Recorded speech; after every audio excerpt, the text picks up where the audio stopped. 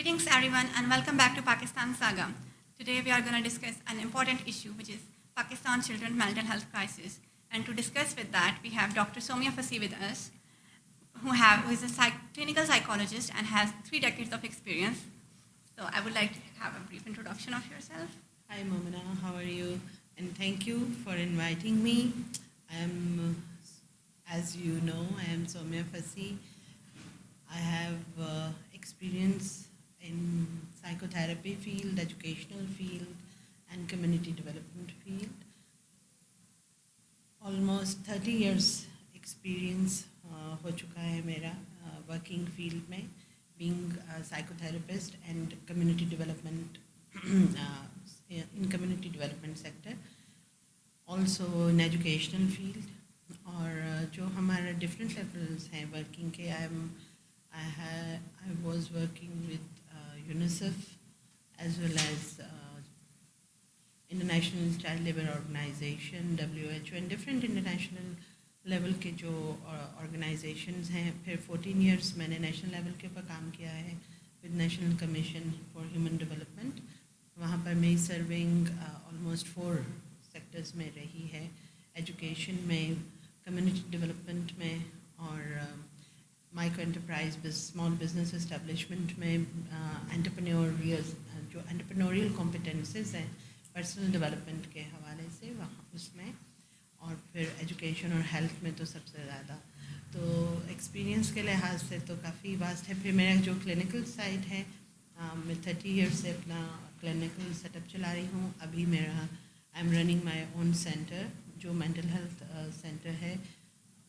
उसमें we are serving वो सब बच्चियाँ, फीमेल फोकस है लेकिन जनरल पब्लिक के लिए भी है, मगर उसमें हमारा फोकस ये है कि हमारे यहाँ पर फीमेल पेशेंट्स जो होती हैं उनके लिए इतनी सर्विसेज अवेलेबल नहीं है पाकिस्तान में उस तरह से कि वो रेजिडेंशियल ट्रीटमेंट कर सकें. तो बस अभी आजकल ऐसा सब चल रहा है. What an amazing career you have. So today we are going to discuss how Pakistan children are suffering mentally, and the point is कि जो issues हैं और उनको डिस्कस किससे किया जाए. लाइक बच्चे किसके पास जाएँ.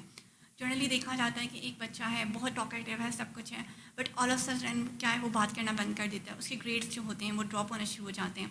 और हम उस इशू को कैसे आइडेंटिफाई करें, बिकॉज जो देखा जाता है रूरल एरियाज़ में, इवन लाइक इन सिटीज़ के पेरेंट्स कहते हैं हमारा बच्चा डिसोबीडियंट हो रहा है, हार्ड टू हैंडल हो रहा है, स्पॉइल हो रहा है.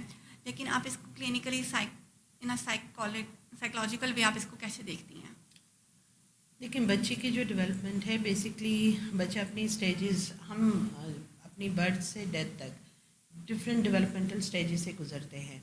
तो हमारा जो लर्निंग बिहेवियर होता है ऑटो पे, जो हम लर्न करते हैं उस लर्निंग में हम ऑटो पर सीखते जाते हैं. तो बच्चा भी ऑटो पर सीखता जाता है. बाहर इंटरनेशनली या यूरोपियन साइड पर ऐसा नहीं होता. पेरेंट्स जब उनके पास एक बच्चा आता है तो वो उसके बारे में जानते हैं कि हमने इसको कैसे समझना है. मगर हमारे यहाँ पर एक टोटल सोसाइटल फेलियर है कि जिसको हम इसे इतना इम्पोर्टेंट नहीं समझते, क्योंकि हम समझते हैं कि बीइंग पेरेंट्स हमें ये सब पता है. ठीक है, तो बच्चे की जो डेवलपमेंटल स्टेजेस हम मिस करते हैं बीइंग पेरेंट्स. फिर इसी तरह से जो टीचर्स हैं वो बीइंग टीचर समझता है बस मैंने पढ़ाना है, मुझे बच्चे को जानना इतना ज़रूरी नहीं है. तो यहाँ पर बच्चा किस तरह बड़ा हो रहा है हमें नहीं आइडिया कि उसके साइकोलॉजिकली, उसके इमोशंस, उसके फिज़िकल, ये तीनों लेवल के ऊपर बच्चे के अंदर गैप्स कहाँ पर हो रहे हैं. अब जैसे रोना है, एक बच्चा रो रहा है, अब तकरीबन 5 to 7 years का बच्चा है जो रो रहा है, हम कहेंगे ये ऐसे ही रो रहा है, हम उसे डांटेंगे, कभी भी हम उसे पूछते नहीं हैं. तो बच्चे को तो बिल्कुल पता नहीं है कि उसको जब प्रॉब्लम होगा तो उसने कहाँ जाना है. वो माँ के पास जाएगा, माँ से कोई सपोर्ट नहीं मिलती, टीचर के पास जाएगा, टीचर से सपोर्ट नहीं मिलती. तो आहिस्ता आहिस्ता क्या होता है कि बच्चा बहुत ज़्यादा अपने सेल्फ सेंटर्ड होकर अपनी सेल्फ के शेल में चला जाता है. इसीलिए जब बच्चे को कोई भी ऐसा इशू जो इरेगुलर है, जो भी हमारे साथ किसी भी तरह का मेंटली इशू होगा, ٹھیک ہے. تو ہم وہ ریگولر نہیں ہیں, وہ نارمل نہیں ہیں, تو ہم کیسے ڈسکس کریں گے؟ اور بچہ جس کو بالکل پتہ نہیں ہے, تو پھر ہوتا کیا ہے کہ بچے آہستہ آہستہ ان کے انٹرسٹ لوز ہو جاتے ہیں اسٹڈیز کے اندر, کھیل کے اندر. ایون کہ بچے جو بہت بچے فوڈی ہوتے ہیں, وہ فوڈ بھی چھوڑ دیتے ہیں, مگر پیرنٹس اس کو اور ٹیچرز اس کو آئیڈینٹیفائی نہیں کر پاتے. وہ اس کو ریگولر آئی سے دیکھ رہے ہوتے ہیں. ان کی جو آبزرویشن ہے وہ اتنے کین آبزرور نہیں ہوتے. اس کی ایک سب سے بڑی وجہ کیا ہے؟ ہم یہ سوچنے کے لیے تیار ہی نہیں ہیں کہ ہمیں یا ہمارے بچے کو کوئی مینٹل ڈسٹربنس ہو سکتی ہے. ٹھیک ہے, ہم سمجھتے ہیں کہ جو سائیکولوجسٹ ہے وہ پاگلوں کا ڈاکٹر ہے, اور ہم یا ہمارے بچے تو ایسے ہے نہیں ہیں. تو اس لیے اگر بچے نے کھانا نہیں کھایا تو ہم اسے ڈانٹ ڈپٹ کے کھانا کھلا دیں گے. اگر بچہ کھیل نہیں رہا تو ہم کہیں گے اچھی بات ہے نہیں کھیل رہا, چلو پڑھو بیٹھ کے. اگر اس کے گریڈز کم آئے ہیں تو ہم اس کو ڈانٹیں گے, یا ہم ٹیچرز کا فالٹ نکالنا شروع کر دیں گے. ہم یہ جاننے کی کوشش ہی نہیں کرتے. دوسرا, ہم اس پہ فوکس کرتے ہیں کہ شاید بچے کو نظر لگ گئی ہے, بچے کو یہ ہو گیا ہے. ہم وہ جو مین پوائنٹ ہے کہ اس کو کون سی سائیکولوجیکلی چیز ڈسٹرب کر رہی ہے, یہ ہم اس طرف نہیں جاتے. اس وجہ سے بچہ اپنے اس پیریڈ میں, جس کی آپ بہت زیادہ فوکس اس وقت ہمیں ضرورت بھی ہے جاننے کی, اس وقت بچے کا وہ ٹائم پیریڈ مس ہو جاتا ہے. کیونکہ اس وقت رائٹ سٹیج ہے بچے کے لیے کہ ٹیچر آبزرو کرے, پیرنٹس کو انفارم کرے, اور پیرنٹس جو ہیں وہ سائیکولوجسٹ کے پاس جائیں. کیونکہ اگر اسکول میں سائیکولوجسٹ اویلیبل ہو تو کیا ہی بات ہے, لیکن چونکہ وہ ہمارے ہاں سسٹم میں ایک بہت بڑا گیپ ہے, اس وجہ سے ہم رائٹ ٹائم پہ رائٹ ڈیسیجن نہیں کر پاتے. اگر بچے کو ایسا کوئی بھی پرابلم ہو, آئیڈینٹیفائی کر کے سب سے پہلے آپ سائیکولوجسٹ کے پاس جائیں. سائیکولوجسٹ آپ کو ریکمینڈ کرے کہ ہاں جی بچے میں کوئی اس طرح کا ایشو نہیں ہے, گو ٹو فزیکل ڈاکٹر, تو پھر آپ آگے اسٹیجز پر جائیں. تو ہم وہ پہلا پوائنٹ مس کر دیتے ہیں. سائیکولوجسٹ کے پاس بچہ نہیں جاتا ہے, پیرنٹس نہیں جاتے, تو پھر بچہ جو ہے وہ ہمارا ڈسٹروائے اور اسپائل ہو جاتا ہے. سو میم اس کے اندر ہم کہہ رہے ہیں کہ پیرنٹس ہیں, اوکے فائن, بٹ اس میں جو ایک فیکٹر ہمیں ریئلائز کرنے کی ضرورت ہے وہ یہ ہے کہ ود ان اسکولس جو ہے نا بچے کا موسٹلی ٹائم گزرتا ہے فرینڈس کے ساتھ. اس میں آپ بلی بھی ہو سکتے ہیں, اس میں آپ کے ڈفرینٹ فیکٹرس ہیں.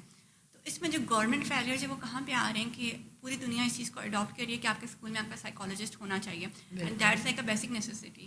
اگر آپ پریشان بھی ہو رہے ہیں, اٹس لائک آپ جائیں گے اپنا مسئلہ بتائیں گے and it get solve. But اس میں گورنمنٹ لیول پہ کیا انیشیٹوز کی لے کرتے ہیں ہم کہ ہمارے پاس اسکول کے اندر سائیکالوجسٹ کا کانسیپٹ نہیں ہے؟ دیکھیں, گورنمنٹ لیول جو سسٹمیٹک فیلئر ہے وہ ہمارا ایجوکیشن میں کیا ہر جگہ پر بہت بڑا فیلئر ہے. جو سائیکالوجسٹ کی کا اپیئر ہونا یا پریزنٹ ہونا ہے, اسکول سے لے کر ہمارے ہر ڈپارٹمنٹ میں ایک سائیکالوجسٹ ہونا ضروری ہے.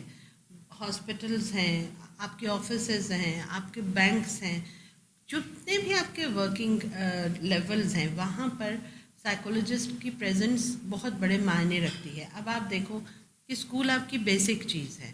مونٹیسری لیول سے اگر ایک سائیکولوجسٹ جیسے باہر ہوتا ہے کہ جب بچے کو آپ مونٹیسری میں ایڈمٹ کراتے کسی بھی اسکول میں, تو بچے کی ایک پروفائل بنتی ہے.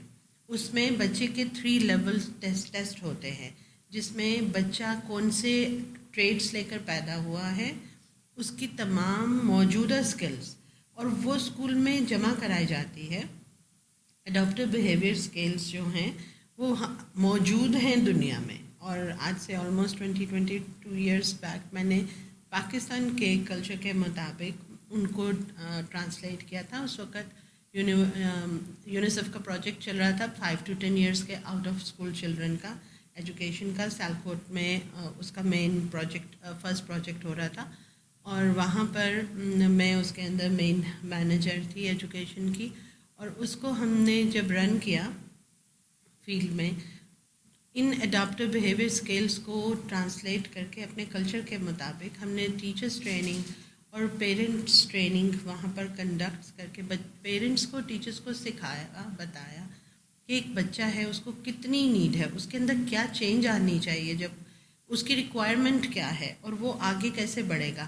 لیکن ہم یہ سب کچھ اسکول میں ٹیچرس کو چونکہ نہیں, ہمارے سسٹم کا حصہ نہیں بن رہے. بہت کوشش کے بعد بھی اس وقت اسکولز میں पेरेंट टीचर मीटिंग का शुमार तो हो गया है, लेकिन चूँकि उस पेरेंट टीचर मीटिंग में एक साइकोलॉजिस्ट नहीं है, तो वो सारी एकेडमिक है कि बच्चे की एकेडमिक के ऊपर आप डिस्कस कर रहे हैं, बच्चे के बिहेवियर पे आप डिस्कस नहीं कर रहे कि बिहेवियर फेलियर्स क्या हैं, आप बच्चे की डेवलपमेंटल साइकोलॉजी के ऊपर बात नहीं कर रहे हैं। तो एक साइकोलॉजिस्ट का स्कूल में होना उस बुक से भी ज़्यादा ज़रूरी है जो आप बच्चे को पढ़ा रहे हैं, क्योंकि साइकोलॉजिस्ट बच्चे की वो बुनियाद स्ट्रॉन्ग करता है जो उसकी जो कनेक्शन बिल्ड करता है बच्चे का माइंड से, उसकी पर्सनालिटी के साथ और उसकी एजुकेशन के साथ। तो ये वो हमारा सिस्टमैटिक फेलियर है। अगर हम इसे कवर कर लें या गवर्नमेंट इसके ऊपर इनिशिएटिव्स ले ले, स्मॉल इनिशिएटिव्स ले ले, तो उनके ऊपर फाइनेंशियल बर्डन भी नहीं पड़ेगा कि अगर हर बच्चा मतलब इतने आप एक्सपेंस करते हैं, तो अगर हर बच्चे के parents 10 rupees in regards of mental health school में जमा करा दें, आप वैसे भी तो इतने टैक्सेस पे करते हैं, तो आपके एक साइकोलॉजिस्ट के नहीं, आपकी पूरी टीम के सारे एक्सपेंस भी निकलते हैं, वो बच्चे भी केयर होते हैं वहाँ पर।